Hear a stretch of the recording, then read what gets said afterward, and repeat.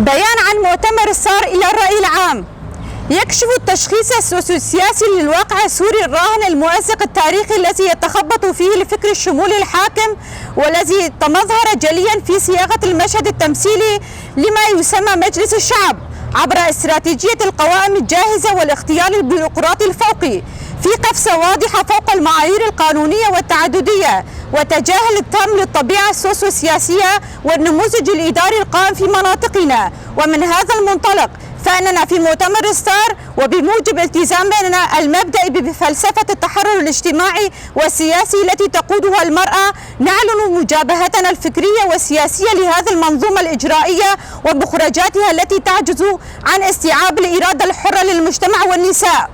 إذ نرى أن الخلل الجوهري يكمن في الأسس الانتخابية ذاتها والتي وضعت أدواتها هندسيا لشرعنة التغييب وتحييد الفواعل المجتمعية الأصيلة من سريان وأشور وأرمن وإيزيديين، مما يكرس التفتيت المجتمعي عوضا عن إرساء عقد ديمقراطي تكاملي يضمن العدالة والمساواة. إن هذه الآليات السورية ليست سوى محاولة للالتفاف على الذات الكفاحية لشعوبنا وتحديدا للذات السياسة للمرأة التي تدفع مجددا نحو الهامش عبر قنوات بطريقية ذكورية تعيد تدوير الهيمنة المركزية بأساليب مغلفة بصناديق اقتراع تفتقر للامتداد الشعبي الحقيقي. إننا نرى في هذا السلوك الإقصائي تهديدا بنيويا وتراجعيا يستهدف ركائز ثورة المرأة والتي تكللت بإقرار مبدأ التناصف الكامل 50%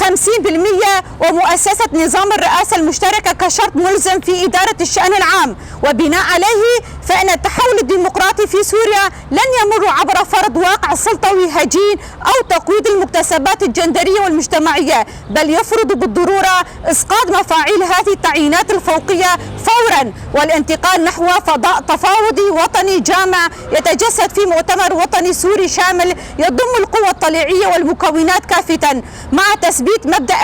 الندية والمناصفة التامة للمرأة في القرار، وذلك لرسم ملامح مرحلة انتقالية حقيقية وصياغة دستور تعاقدي حديث يحمي التعددية الهوياتية والثقافية ويمهد الانتخابات ديمقراطية تعبر عن الموازين